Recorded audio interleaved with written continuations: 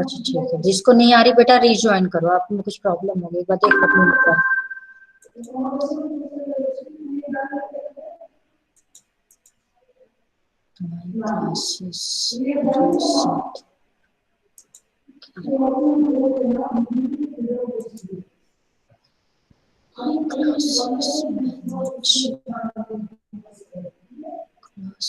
Wait करो बेटा, रुको कुछ बस।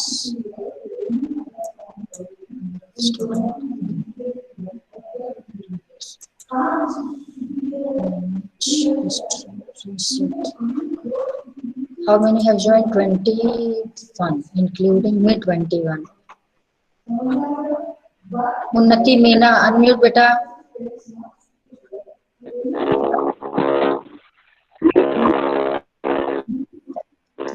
कहाँ बैठे हो उन्नति?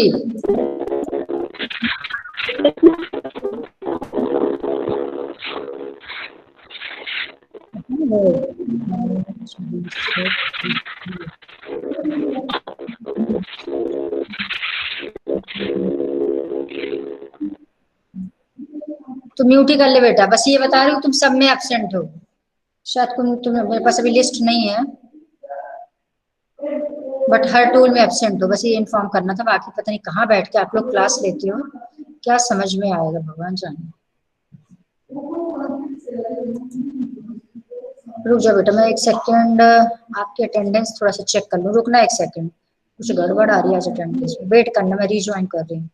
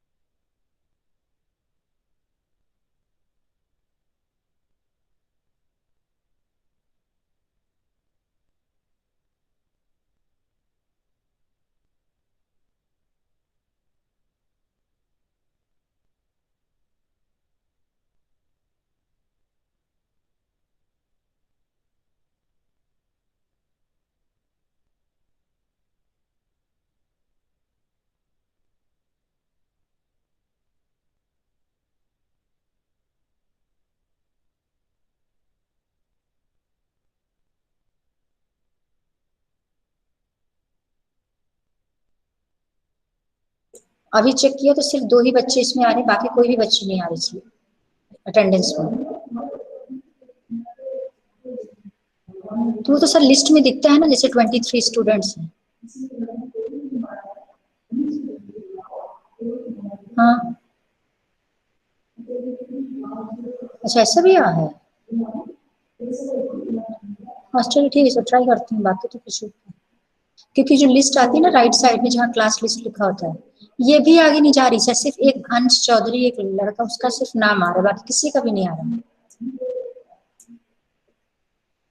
अच्छा ठीक है, मैं इनको रोल नंबर वाइज बोलती, ठीक है सर, ट्राई करती हूँ। Okay sir, thank you sir.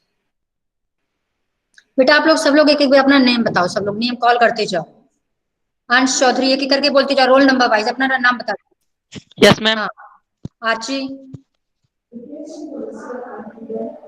Yes ma'am. अच्छा हाँ, अपना नाम बता, अपना खुद का नेम बोलते जाओ। हाँ नेम बोलते जाओ अपना अपना।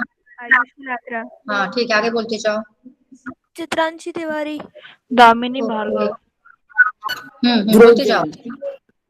हाँ ठीक है, आगे बोलते जाओ। हरीश कुमार। हाँ सब बोलते जाओ।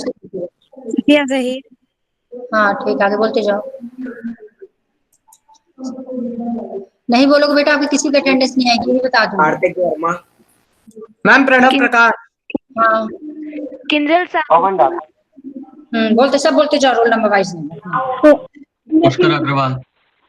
हाँ सोनिया यादव। राघव अग्रवाल।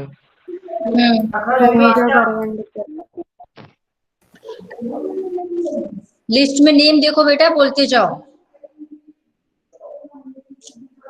हाँ नेक्स्ट। ओके, और सारे हो गए? बस ठीक। मैम मेरा हो गया। अच्छा, मैम मेरा हो गया। वो तो बेटा जब आएगी तब पता चलेगा, आप रिएक्शन देते जाओ, ऐसा चेतन सर ने बोला है। कभी कभी जब बच्चों का रिएक्शन आता है तब अटेंडेंस आती है। अब इसके पीछे क्या लॉजिक है that I don't know, sir से ही पूछना पड़ेगा। आज ही हो रहा, अदरवाइज अभी तक नहीं होता था। बट अब मैंने क्लिक ले लिया है, एक्सेल में शीट बना के मैं भेज दूंगी, वो बात अलग है। लेकिन लास्ट तक रहोगे तभी एक्सेल में शीट बनाऊंगी, वो मैनुअल बनती है। चलो ठीक है, अभी तो फिलहाल मुझे जितने दिख रहे हैं उतना मैंने ले लिया, टाइम वेस्ट नहीं करना मुझे इसमें। Other option, manage history, reset, manage my classes, रुक जाओ बेटा, class list,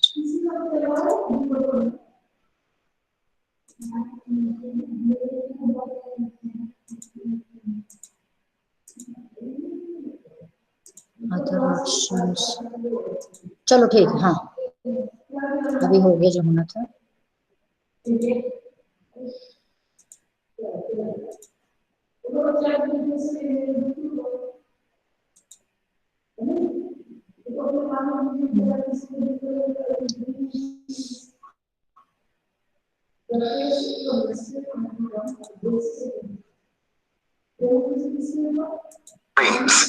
Now, anyone of you tell, is screen visible? Cones around us. Yes, ma'am. Yes, ma'am. Ma'am और इसके वॉल्यूम क्लियर है कि नहीं, कोई एक बताना। दामिनी चलो तुम बता देना मुझे, बाकी कोई मत बोलना। Does it have? You are right. A cone ice cream. Okay, is it audible? Yes, ma'am. Yes, ma'am. एक बात चलो ठीक है। Has a cone shape. Similarly, shuttlecocks, birthday caps, and conical dividers used to mark off sections of a road are also cone-shaped. Just like for cylinders, cones are also classified as right circular and those that are not right circular.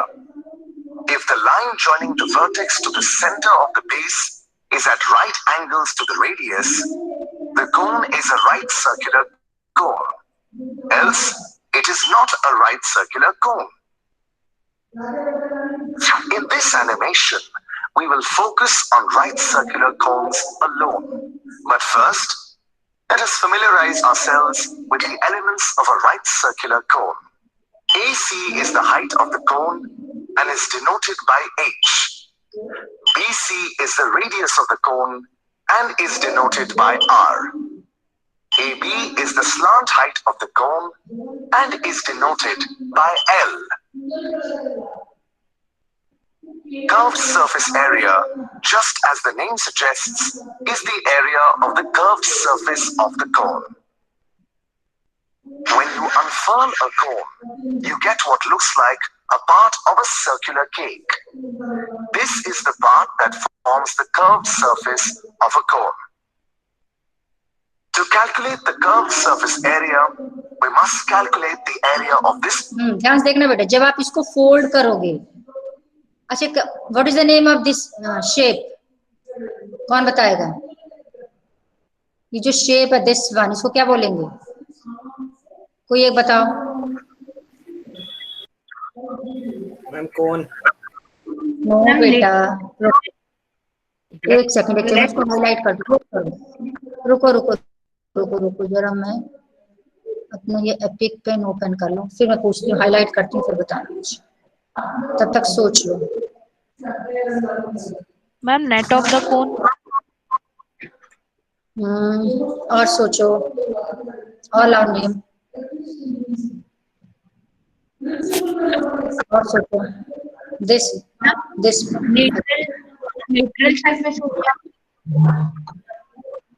Wait करो, मैं इसको shade कर दूं तब बताओ। This part, what is the name of this shape? Ma'am major Lateral surface of cone. No बेटा, अच्छा चलो कोन वर्ड मत यूज करो, कोन के टर्म्स में नहीं, और बताओ। Major और कुछ बोला?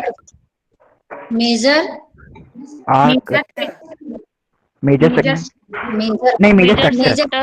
Major Who is saying major sector? Who is saying major sector? मैं Damini, yes, yes. एक second बेटा. Damini, you are correct. 100% correct. It is major sector. ये आपका क्या है? Ma'am, but I Major said. sector. हाँ, अच्छा किसने ठीक प्रणव? है, मैम मैंने भी बोला था, इसने तो सिर्फ मेजर बोला था। मैंने मेजर सेक्टर बोला था, मैम तो मुझे मैंने लगा मैं कि गलत गलत होगा बोला था इसलिए पहले, फिर मैंने सही कर दिया था। मैंने छोड़ो।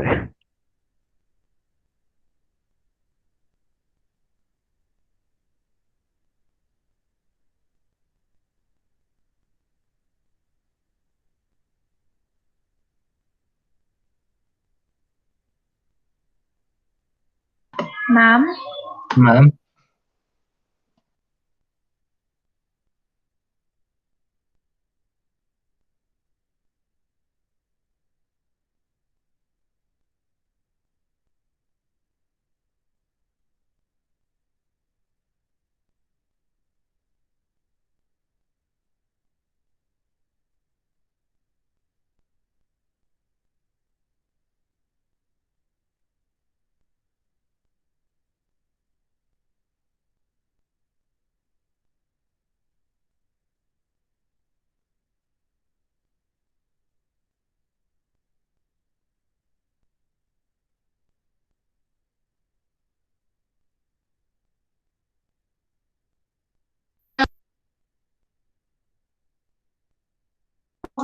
साईराम बेटा, साईराम। सारा मैम सारा मैम हाँ, एक सेकंड बेटा, कुछ नेटवर्क प्रॉब्लम आ गई थी। वेट करो, फिर से शेयर कर रही हूँ, रुको वेट।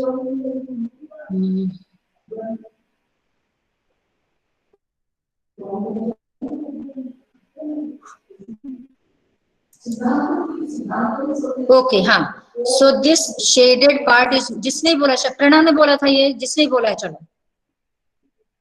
प्रणव तुमने दिया था आंसर, दामिनी एंड प्रणव। तो this shaded part, am I Audible?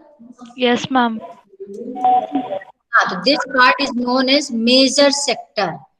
इसका पूरा डिटेल में major, minor, then segment, minor segment, ये पूरा 10th क्लास में पूरा चैप्टर है इसी पे बेस्ड, पूरा sector and segment of circle. But फिलहाल इतना समझ लो कि सेक्टर को कैसे डिफाइन करते हैं, area bounded by 2 radii and an arc of a circle is known as sector. अब ये दोनों रेडियस है, देखो फर्स्ट रेडियस, सेकंड रेडियस, ये रेडियस है दोनों। यदि हम ये वाला आर्क ले लेते तो ये डॉटेड बन जाता माइनर सेक्टर, बट हमने यहाँ पे लिया ये मेजर आर्क। मेजर आर्क लेंगे तो मेजर सेक्टर बनेगा, माइनर आर्क लेंगे तो माइनर सेक्टर बनेगा। दो रेडियस और आर्क के जो बीच का पार्ट होता है इसको बोलते हैं सेक्टर, ये है मेजर सेक्टर। अब यहाँ पे यदि आप ये मेजर सेक्टर लोगे, इसको फोल्ड करोगे, then you will get this curved surface area of cone. इसीलिए कर्व्ड सरफेस एरिया के लिए ये मेजर सेक्टर को फोल्ड करके बनता है। अब आगे देखो, उसको continue. Portion that looks like a part of a circular cake. Notice the curved boundary is what forms the base of the cone. The length of the curved boundary can be found by calculating the circumference of the circular base. Now, we know that the circumference of the circle yes ma'am. is r. So the length of the ma'am curved cut cut कर आ रही है एक आवाज। Second, ma'am Yes, बेटा। Screen में freeze. Ma'am आवाज cut cut के आ रही अच्छा रुको, अच्छा रुको बेटा, फिर स्टॉप करती हूँ कुछ आज। स्टॉप शेयरिंग, आज कुछ नेटवर्क इश्यूज में भी आ रहा है। रुको जा, फिर एक बार ट्राई करती हूँ लास्ट टाइम, अदरवाइज फिर नेक्स्ट टाइम आपको दिखा दूंगी। मैं अच्छा अपना वीडियो में बंद कर दूँ पहले।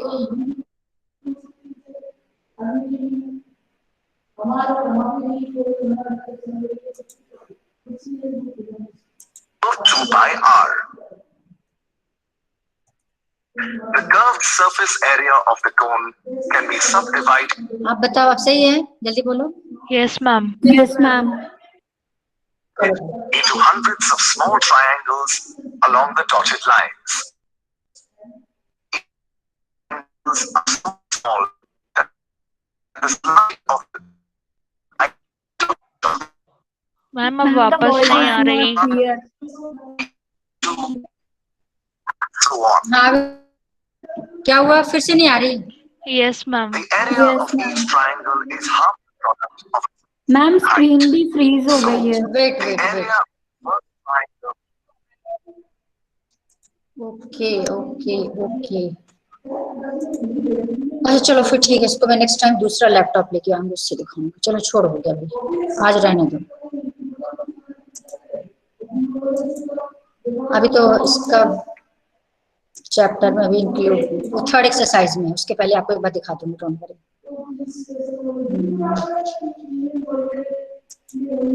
फिर हम एक्सरसाइज स्टार्ट करते हैं करना, चलो छोड़ो।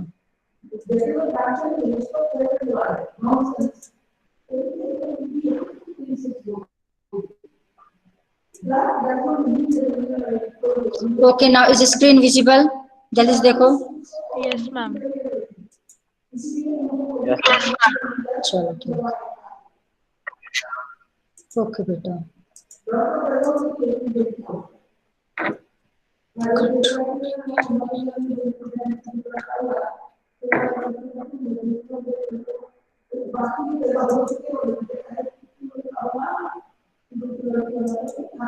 हाँ ये देखो बेटा, क्वेश्चन सेकंड एक्सरसाइज स्टार्ट करेंगे। We have done first, second and third question, fourth one भी हो गया, जल्दी बोलो सिक्स तक हो गया था मैम, अपने 6 तक क्वेश्चन होमवर्क में दिए थे। यस अच्छा ठीक है, आप 6 तक में किसी को डाउट हो, if anyone any doubt in any question, first you ask your doubt, then we will proceed further. जल्दी बोलो मैम, कैन यू प्लीज किसी को doubt है? explain the fifth question? Fifth और सिक्स्थ, which one? Ma'am fifth which one बेटा, which one? Which fifth one, okay ठीक है, ध्यान से देखो, जूम करके। हाँ, fifth one is a cylindrical pillar is 50 centimetre in diameter। ध्यान से देखना, एक सिलेंड्रिकल पिलर है, उसका डायमीटर है 50 सेंटीमीटर, इसका मतलब रेडियस हो गया 25 centimetre and 3.5 metre height, h की वैल्यू है 3.5 metre. Find the cost of painting the curved surface of the pillar. ठीक है बेटा, इसमें तो देखो सीधी सी बात है, इसमें तो कुछ है नहीं, ये है आपका पिलर, वो सिलेंडर पिलर तो जानते हो सब लोग, मालूम है सबको पिलर? वो जो आप घर बनाते हैं तो पिलर लगाते हैं, घर के कंस्ट्रक्शन में पिलर लगाते हैं, देख लेना कभी किसी का घर बन रहा हो तो एक सिलेंड्रिकल पिलर है, उसका डायमीटर है 50। अच्छा एक चीज का और ध्यान रखना, हर क्वेश्चन में you have to draw figure, 100% figure draw करना है और उसको लेबल करना है। लेबल इन द सेंस कि जैसे रेडियस है 25, आप यहाँ लिखोगे ओ ए, यहाँ पे आप ये लेबल करो, यहाँ लिख दो 25 सेंटीमीटर, हाइट है इसकी 3.5 मीटर, यहाँ 3.5 मीटर, ये लेबलिंग होगी। आपको हर में फिगर बनाना है। आप क्वेश्चन में find the cost of painting, इसके कर्व्ड सरफेस को पेंट करना है। कर्व्ड सरफेस मतलब ये वाला पार्ट, इसको चारों तरफ से ऐसे ऐसे, टॉप और बॉटम को पेंट नहीं करना, सिर्फ कर्व्ड सरफेस को पेंट करना है। और cost of painting is given, 1 metre square को पेंट करने के लिए आपको 12.50 यानी 12 रुपीज 50 पैसे पे करना होगा यदि आप 1 मीटर स्क्वायर को पेंट करते हो पर मीटर स्क्वायर। फिर मैं आप 1 मीटर स्क्वायर का मीनिंग समझाती हूँ। 1 मीटर स्क्वायर मतलब ये है कि यदि सपोज करो कि इतना ये है 1 मीटर, ये भी 1 मीटर, ये भी 1 मीटर और ये भी 1 मीटर, यानी स्क्वायर 1 बाई 1 मीटर का। तो ये जो एरिया होगा, ये वाला एरिया ऑफ स्क्वायर क्या होता है? Side into side. तो ये जो डॉटेड एरिया है, ये एरिया हो जाएगा 1 मीटर स्क्वायर। तो इतना पेंट करोगे यदि आप 1 मीटर स्क्वायर, तब आपको पे करना पड़ेगा 12.50। Is it clear? क्वेश्चन का मीनिंग समझ आ गया सबको? Yes ma'am. ठीक है, तो कुल मिला अब आपको कुछ भी नहीं करना, सिर्फ इसका CSA कर्व्ड सरफेस एरिया बस निकाल लेना है और कॉस्ट से मल्टीप्लाई कर देना है। अब कर्व्ड सरफेस एरिया ऑफ क्या लगाएंगे? सिलेंडर, क्योंकि सिलेंड्रिकल पिलर है, तो फॉर्मूला हो जाएगा 2πRH। हाँ बेटा। मैम क्वेश्चन में गिवन नहीं है कि सिलेंडर हॉलो है या फिर वैसा, तो मैम हमें कैसे पता चलेगा कि अंदर पेंट करना है? हाँ सुनो, यदि हॉलो वर्ड यूज नहीं है क्वेश्चन में, ध्यान रखना, ध्यान, अच्छा पूछ लिया, गुड। यदि हॉलो वर्ड यूज नहीं है तो 100% आप उसको सॉलिड मान के चलोगे। यदि हॉलो वर्ड होगा तब आपको वहां पे हॉलो मतलब हॉलो सिलेंडर लेना, पहली बात ये। दूसरी बात, यदि किसी सिलेंड्रिकल पिलर में, किसी सिलेंड्रिकल शेप में आपको इनर रेडियस और आउटर रेडियस यूज किया गया, ट्रिक सुनते जाना। पहली बात तो हॉलो वर्ड यूज होगा तो समझ जाना। दूसरी बात, यदि क्वेश्चन में गिवन है कि उसमें इनर रेडियस इतनी है और आउटर रेडियस इतनी है तो समझ जाना वो हॉलो है। इनर और आउटर तभी होता है जब शेप क्या होगा, सिलेंडर या वैसे हॉलो जो शेप है, जो इसका फॉर्मूला है सिर्फ सिलेंडर और स्फीयर के लिए, तो इनर और आउटर रेडियस यूज है तब समझ जाना हॉलो है। आउटर रेडियस और थिकनेस यूज है तो समझ जाना हॉलो है। Inner radius and thickness use है तो समझ जाना हॉलो, या हॉलो वर्ड होगा। कुछ भी नहीं है तो समझ जाना वो सॉलिड आपको लेके चलना। क्लियर हो गए सारे क्लूज? क्लियर हो गए? मैम हॉलो सिलेंडर का कर्व सरफेस एरिया क्या होता है? अब देखो, हॉलो सिलेंडर का कर्व सरफेस दो ये कौन पूछ रहा है? Who is asking? हैं? मैम ध्रुव नाम बता जैन। बेटा। ध्रुव जैन। कल तुम क्लास में नहीं थे बेटा? तो मैंने कुछ बताया था। अच्छा चलो, कल मैंने क्या बताया था, थोड़ा सा शॉर्ट में बताओ मुझे। कल मैंने ये हॉलो सिलेंडर से रिलेटेड क्या क्या समझाया था? I will explain you, don't worry. हाँ मैम उसमें टोटल सरफेस एरिया में तो 4 चीजें ली जाती है मैम, एक टॉप एरिया, बॉटम एरिया और फिर इनर जो एरिया होता है वो आउटर वाला। Ma'am but curve surface area का क्या? एंड वो 4 चीजें क्या क्या है? नंबर 1 फर्स्ट मैम सबसे पहला inner curve surface area. Okay good. Ma'am outer curve surface area. Okay good, ठीक। आगे? Top ma'am area of top and area of bottom. हाँ, और जो टॉप और बॉटम होगा उसके शेप का क्या नेम दिया था मैंने? Ma'am ring. Ring, okay. अब यदि कर्व्ड सरफेस की बात आएगी तो सिर्फ कर्व्ड सरफेस नहीं पूछेंगे आपसे, या तो इनर कर्व्ड सरफेस क्वेश्चन में आएगा, आउटर कर्व्ड सरफेस आएगा। इन केस वो टोटल कर्व्ड सरफेस पूछते हैं, सपोज करो, तो आप इनर और आउटर दोनों को निकाल के दोनों को प्लस करोगे तो उसका हो जाएगा टोटल कर्व्ड सरफेस। बट ये रॉन्ग कॉन्सेप्ट है, या तो इनर पूछेंगे या आउटर पूछेंगे। क्लियर हो गया? बट इन केस कंफ्यूज करने के लिए पूछते हैं कि what is the total curved surface area of hollow cylinder, तो उसमें इनर वाला भी ले लेना, क्योंकि यदि आपका हॉलो होगा कोई फॉर्मूला है क्या? तो फॉर्मूला वही फॉर्मूला जो इनर और आउटर का है। इनर के लिए मैंने क्या बताया था? 2 pi R H, small are लेते हैं। और आउटर को क्या बताया था मैंने? 2 pi capital R H. Height में तो कोई चेंज नहीं आता, चेंज सिर्फ किस में आता है? रेडियस में। क्योंकि जब इनर वाला लेंगे तो इनर, सपोज करो ये इनर वाला, तो इसमें इनर रेडियस इतनी सी रेडियस रहेगी। आउटर जब लेंगे तो आउटर में थिकनेस भी ऐड हो जाती है, यहां से लेकर के ये पूरा आ जाएगा R plus H, small R और ये एच है, तो R plus H, sorry not H मत लेना, एच हमने हाइट को लिया है, थिकनेस को चलो एच डैश ले लेते हैं, या टी ले लेना, बता देना, डिनोट कर देना। आर प्लस एच डैश होता है कैपिटल आर। तो आउटर कर्व सरफेस मैंने बताया था 2 पाई कैपिटल आर एच, जब दोनों को प्लस कर देंगे तो inner plus outer curve surface. आगे समझ में? क्लियर? हाँ, अब आप फॉर्मूला बनाना चाहो तो 2 पाई एच कॉमन, ब्रैकेट में आर प्लस आर। ऐसे तो उसका भी फॉर्मूला है, रुको मैं बता देती हूँ उसका फॉर्मूला, आपको बुक में मिल जाएगा। टोटल सरफेस एरिया कैसे फॉर्मूला, देखो आप जब आर.डी. शर्मा देखोगे उसमें आपको सबको डायरेक्ट फॉर्मूला मिलेगा। 2 पाई आर एच ये था outer curve surface, 2 pi R H ये था inner curve surface, plus 2 pi bracket R square minus R square. समझ में आ गई चारों क्या था ये?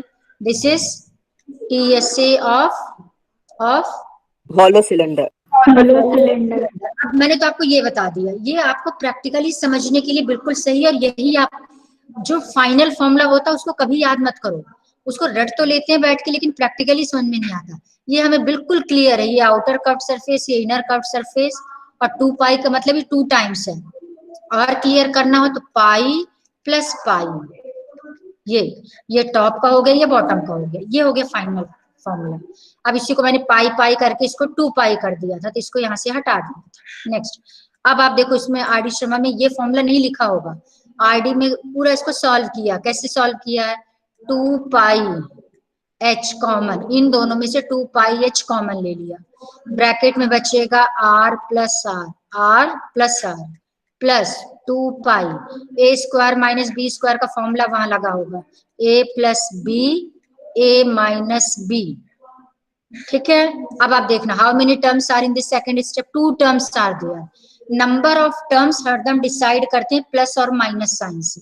ये प्लस का साइन यहाँ पे इसके पहले ये पूरा सिंगल टर्म माना जाएगा, ध्यान रखना, इनटू वाले को सिंगल टर्म कंसिडर करते हैं। ये मैं सोचना 1 2 3 4 5 ऐसा नहीं है, ये फर्स्ट टर्म है और ये पूरा का पूरा सेकंड टर्म है। अब इनके बीच में क्या साइन है, प्लस, ये फर्स्ट टर्म सेकंड टर्म। अब इन दोनों में क्या कॉमन है, ध्यान से देखना, एक तो 2 पाई कॉमन है, 2 पाई यहाँ भी है, 2 पाई यहाँ भी है। दूसरा r प्लस r कॉमन है, r प्लस r ये है, देखो यहाँ पर भी r प्लस r। अब चूंकि इसके बीच में इंटू का साइन है इसलिए हम इस पूरे को 2 पाई r प्लस r ये ले सकते हैं कॉमन। अब यहाँ से 2 पाई निकल गया, r प्लस r निकल गया, व्हाट इज लेफ्ट h, 2 पाई निकल गया, r प्लस r निकल गया, what is left r minus r। तो आरडी समय में हो सकता है, मुझे कंफर्म नहीं पता, हो सकता है फाइनल फॉर्मूला यही दिया है फॉर्मूला। हाँ यस मैम। अब देखो, अब आपने इस फॉर्मूले को याद कर लिया, अच्छे से रट के बैठ गए, अब गलती से भूल गए कि क्या था यहाँ पे, कोई मतलब नहीं, आपको ये कॉन्सेप्ट पता है, आप ये फॉर्मूला लिख दो, कोई जरूरत नहीं आपको ये फॉर्मूला लिखने की, क्योंकि ये कॉन्सेप्ट तो हमें भूलेगा नहीं कभी। आप डायरेक्ट वैल्यू यहीं पे पुट करो, यहाँ आपको पुट करने की जरूरत नहीं है, ये रॉन्ग नहीं है, ये तो शॉर्ट फॉर्म है इसका, जल्दी कैलकुलेशन होगा नो डाउट। बट यदि आप समझ के फॉर्मूला बना लो तो सही है, यदि आप इसको बैठ के रटते हो तो ये गलत कॉन्सेप्ट है। तो आपकी मर्जी, कोई ऐसा रूल नहीं कि आपको यही फॉर्मूला लगाना, आप इसी फॉर्मूले में, तो कहती हूँ बेस्ट होता है कि आप ओरिजिनल फॉर्मूले पे ही वैल्यू पुट करो। ठीक, हाँ तो कौन सा क्वेश्चन डिस्कस हो रहा था, हाँ तो 5th वन में, तो इसमें हम क्या निकालेंगे, total cylindrical pillar this find the cost. अच्छा हाँ, इसका CSA निकाल लिया 2 पाई RH। अब इसमें बस एक चीज आपको ध्यान रखना है, जिसका भी डाउट है वो ध्यान से सुनो, क्या ध्यान रखना आपको, radius is given in centimetre and height is given in metre, देखते जाना ध्यान से, metre centimetre, and cost is given in metre square. Cost यदि मीटर स्क्वायर में तो बेस्ट है कि आप इन दोनों को मीटर में ही रखो, अदरवाइज यदि आप सेंटीमीटर में रखोगे, ध्यान से सुनना आपको क्या प्रॉब्लम आ सकती है, ये सेंटीमीटर में आपने इसको सेंटीमीटर में कर लिया, आपका CSA निकलेगा सेंटीमीटर स्क्वायर में।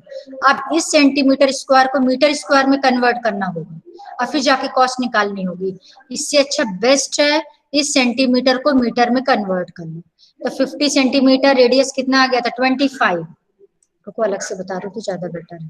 तो 2 इंटू 22/7 इंटू r है 25 सेंटीमीटर अपॉन 100, जैसे ही कर देंगे तो मीटर में आ जाएगा, मीटर इंटू 2 पाई r h कितना है 3.5 मीटर, 3.5। अब आप देखो मीटर इंटू मीटर मीटर। अब ये डेसिमल को कैंसिल करो, यहाँ से जब भी डेसिमल हो बेस्ट है उसको कैंसिल करो। आफ्टर डेसिमल 1 डिजिट, नीचे एक 0 लगा देंगे 1 के बाद, 2 डिजिट होता तो 2 0 लगा देते 1 के बाद, यानी 100 आ जाता। अब 7 5 35, 5 हो गया। ये नीचे के 0 को टच मत करना, 0 इसलिए टच नहीं करेंगे क्योंकि 0 से डेसिमल लगाना बहुत इजी होता है। ये भी कोई फिक्स रूल नहीं कि आपको ऐसे ही करना, आपकी मर्जी कैसे करो, बट मैं आपको सिंपल ट्रिक बता रही हूँ। इन जब भी नीचे 0 हो 1 के बाद, बाकी नंबर्स के बाद नहीं करेंगे, 1 के बाद उसको टच ही मत करो, बिल्कुल सॉल्व मत करो। अब आप ये ऊपर वाला पूरा सॉल्व कर लो, 2 इंटू 22 44 इंटू 25 5। यदि आपको इजी लगे तो आप कैंसिल कर सकते हो, ये भी कोई रूल नहीं है। 125। अब ऐसे इसको देख के मुझे ऐसा लग रहा है कि इसको मल्टीप्लाई करने से अच्छा है कि आप एक कैंसिल कर दो। 5 और 10 में कैंसिल कर दोगे तो ज्यादा इजी पड़ेगा, ज्यादा क्यों, क्योंकि 2 से 2 भी कैंसिल हो रहे हैं। ठीक है, अब ये 100 रहने देते हैं, चलो 100 मत कैंसिल करो। अब आप ये मल्टीप्लाई करो, अपॉन में आ गया 100, 2 डिजिट के पहले डेसिमल लगा देना, आपका आंसर आ जाएगा मीटर स्क्वायर में। 25 इंटू 22 कितना आएगा, बोलो 25 इंटू 550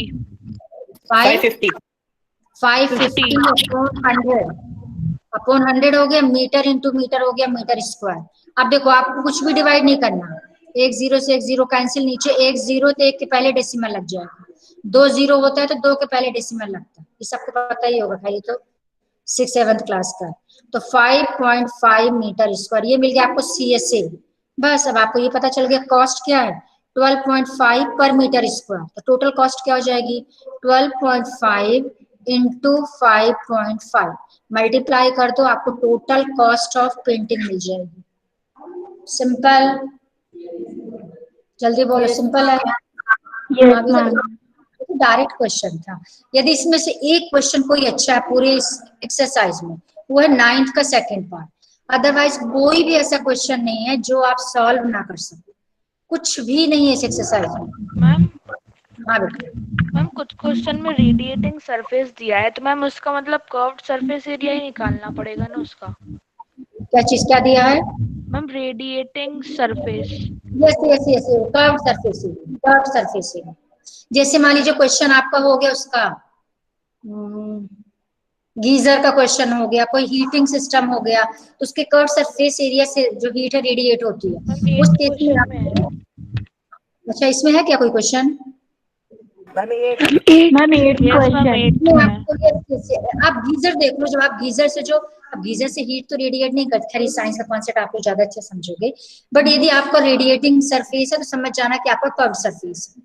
बाकी डिटेल में अपने साइंस टीचर को पकड़ना, वो आपको बहुत अच्छे से बताएंगे।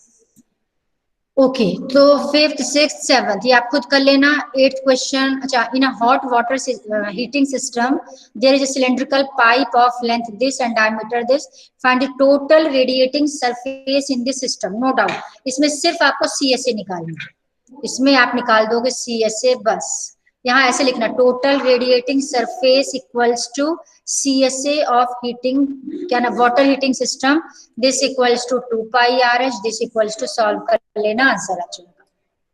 क्लियर? ठीक है। Yes ma'am. और Yes, 7th ma'am. क्वेश्चन बताने की जरूरत ही नहीं है, क्लियर है बिल्कुल। अब इसमें इनर डायमीटर, हाँ जिसने अभी कुछ डाउट पूछा था कि कैसे पता चलेगा, वैसे वेल प्रैक्टिकली सबने देखा होगा, वेल में क्यों लिखा है इनर और आउटर क्यों है, क्योंकि जब ये वेल का ये हो गया, इसमें कुछ आप देखते होगे यहाँ कुछ प्लास्टर वास्टर लगा रहता है, देखा कभी किसी ने वेल को प्रैक्टिकली? ठीक है, तो ये है इनर डायमीटर है 3.5, यानी इनर रेडियस हो गया 3.5/2।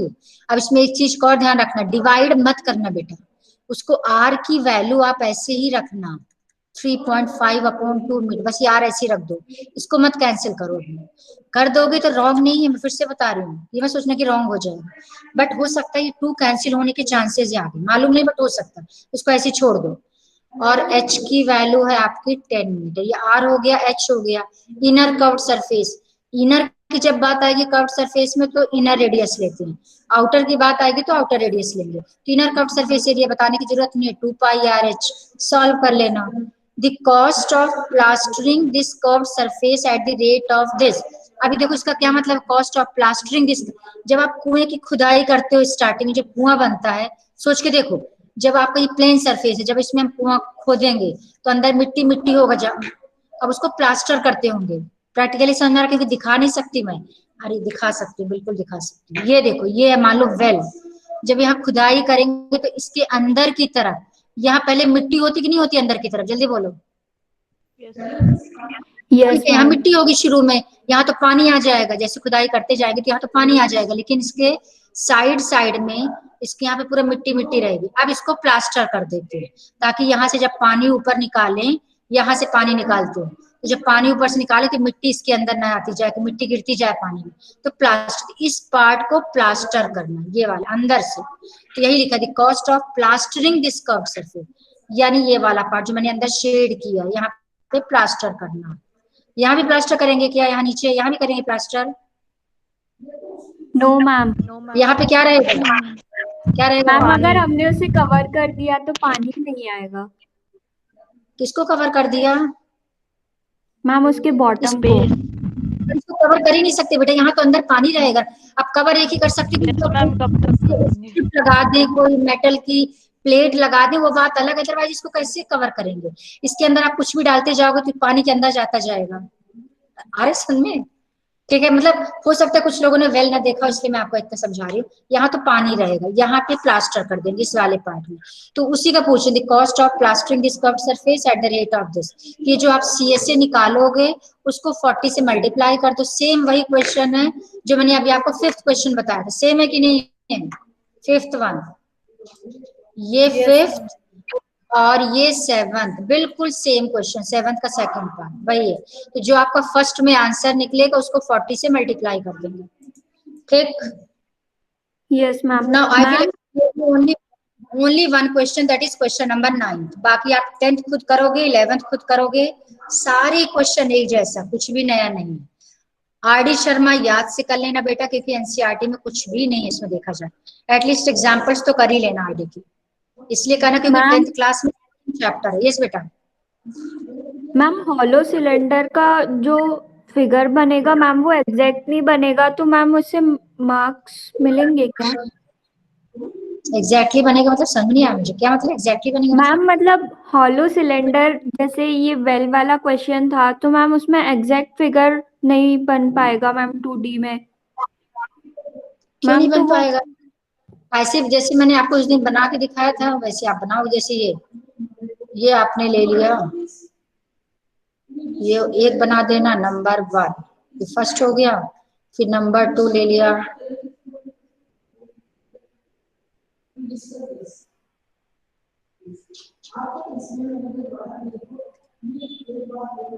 हाँ ये आपका सेकंड बन जाएगा।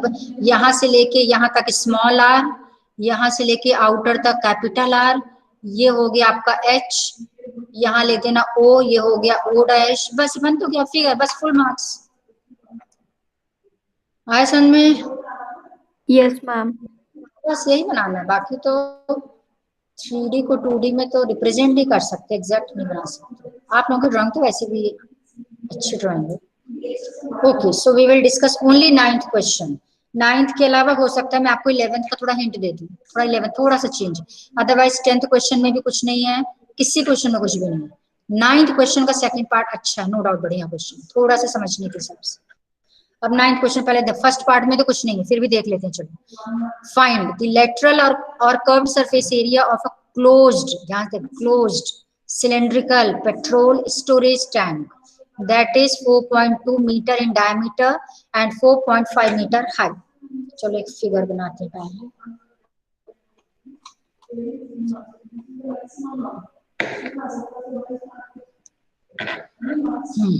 ये हो गया इसका फिगर, ये पेट्रोल स्टोरेज टैंक।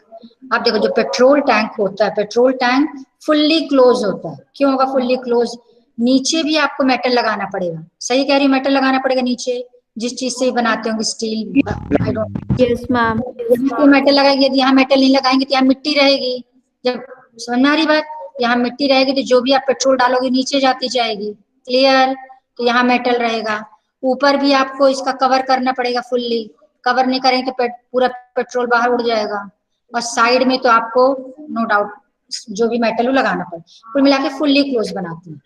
अब इसका रेडियस गिवन है, डायमीटर गिवन, इसका मतलब रेडियस गिवन, और इसकी हाइट गिवन है।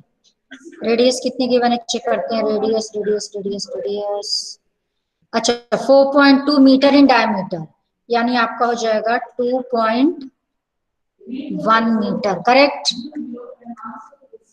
ठीक है, R है 2.1 मीटर, यहाँ लिख देना diameter 4.2 metre, therefore radius 2.1 metre.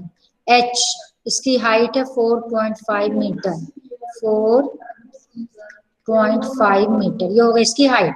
ठीक है, फर्स्ट पार्ट में आपको क्या फाइंड करना है? लेटरल और कर्व्ड सरफेस। क्या फॉर्मूला होगा? तो फर्स्ट पार्ट लेटरल छोड़ो, इसके लिए जब सिलेंडर होगा तो कर्व्ड यूज करो।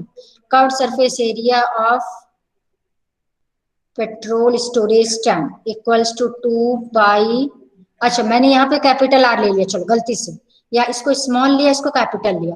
वैसे रूल ये बना लेना, या तो दोनों कैपिटल लो या दोनों स्मॉल। ले भी लिया रॉन्ग नहीं है, बट बेस्ट है या तो दोनों कैपिटल या दोनों स्मॉल, एक हैबिट में डालो। चलो तो 2 पाई RH कर दिया, 2 into 20। अच्छा चेक करो पाई की वैल्यू गिवन है क्या? यदि गिवन होगी तो वही यूज करोगे, बिल्कुल चेंज नहीं कर सकते। गिवन है रुको एक सेकंड, फर्स्ट को स्टार्टिंग में क्या लिखा है? Assume 22/7, ठीक है ना? हाँ, यदि आपको गिवन है तो आप वही यूज करोगे, मैंने आपको कल भी बताई थी बात। तो 2 × 22/7 इंटू रेडियस कितना, एक हिंट और भी दिया था, वैसे भी देखो रेडियस 7 का मल्टीपल है कि नहीं है? 7 का मल्टीपल यस मैम। मल्टीपल है तो आपको 22/7 ही लेना है, यदि न दिया हो 3.14 तो। अब ये डेसिमल यहाँ से कैंसिल किया अपॉन 10, डेसिमल कैंसिल किया अपॉन 10, मीटर इंटू मीटर, मैंने डायरेक्ट मीटर स्क्वायर लिख दिया, यूनिट जरूर लिखना आपको बस। 7 3 21। अब कैंसिल क्या हो सकता है, चलो इसको भी कैंसिल कर देती हूँ। 5 तो हो जाएगा आपका 2 5 2 10, 5 9 45। इस 2 से ये वाला 2 कैंसिल। आ रहा है समझ में क्या किया? ठीक है, अब ये हो गया 66 into 9 upon 10 metre square. 66 into 9 कितना हो जाएगा?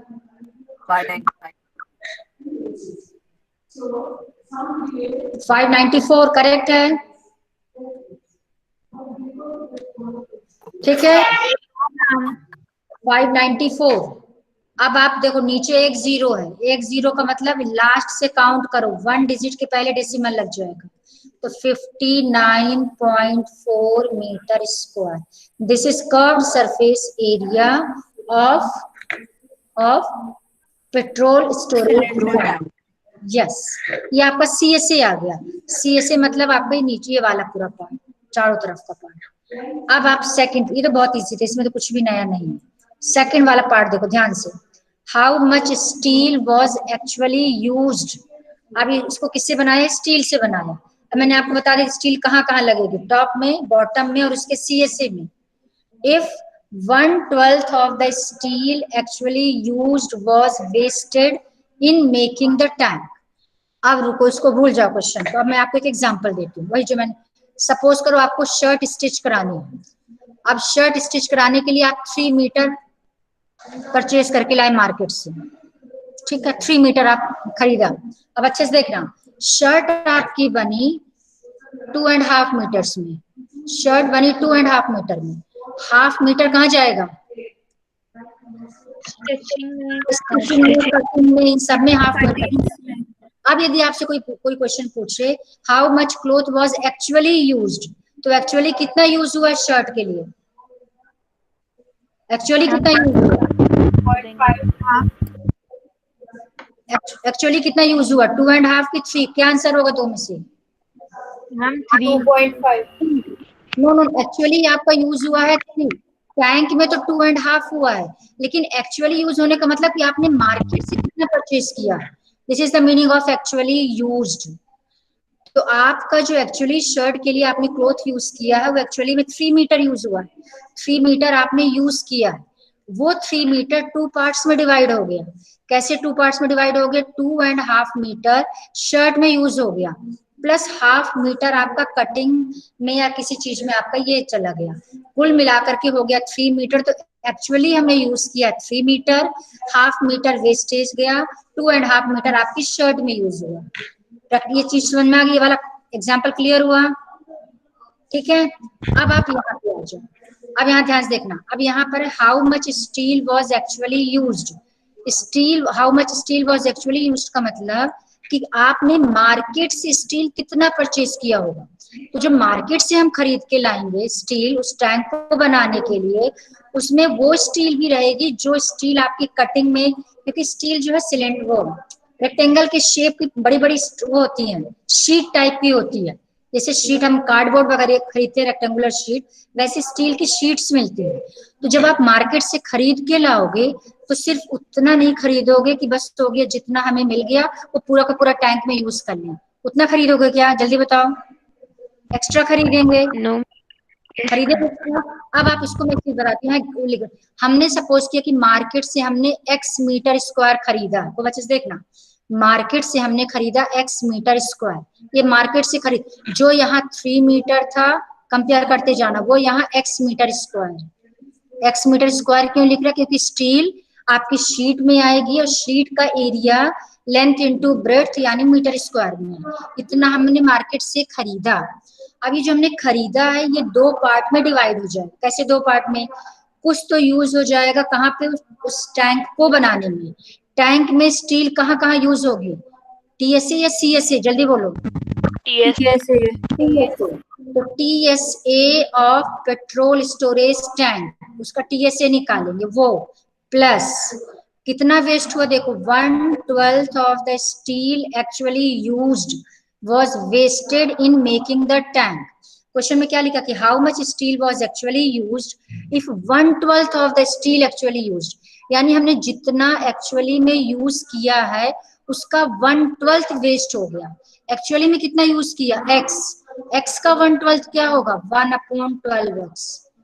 1/12 ऑफ किसका? 1/12 जितना स्टील हमने सच में मार्केट से खरीदा, एक्चुअली हमने x खरीदा, x मीटर स्क्वायर, उसका 1/12 वेस्ट हो गया। किसमें वेस्ट हो गया? कटिंग में या जिस चीज में भी, टैंक को बनाने में, इज इक्वल्स टू x आ गया। यानी 3 मीटर था, 2.5 मीटर प्लस हाफ मीटर, दोनों मिला के हो गए थे 3 मीटर। यहाँ पर TSA of this plus 1/12 of x equals to this. अब आप इसको नोट कर लो। आज मैं फिलहाल यहीं पे स्टॉप करती हूँ, कल फिर से एक बार इसको समझाऊंगी, जिसको समझ आएगा वो मुझे एक्सप्लेन करेगा ये मैंने क्यों लिखा। TSA of petrol storage tank plus 1/12 of x equals to x, and what is x?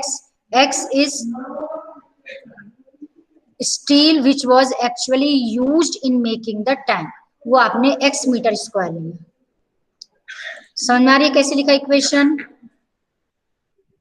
कहने का मतलब मान लो हमने मार्केट से खरीदा, और अच्छे समझाती हूँ, 1200 मीटर स्क्वायर इतना मार्केट से खरीद के ले आए। तो बच्चे देखना, इतना हमने मार्केट से खरीदा, वेस्ट कितना हुआ? वेस्ट होगा 1/12 किसका?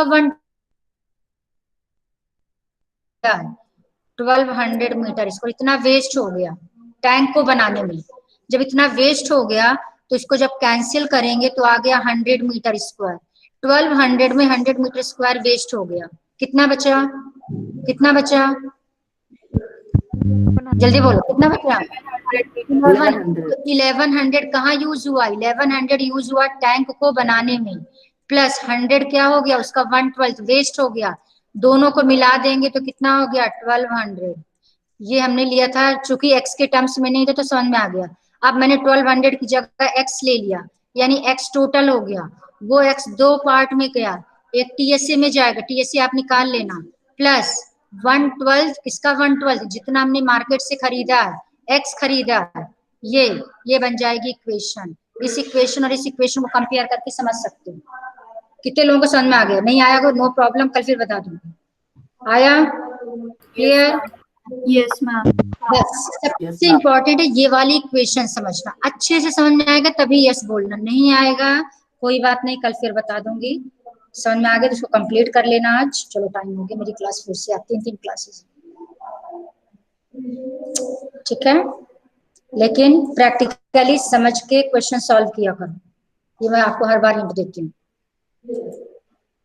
ओके बेटा चलो।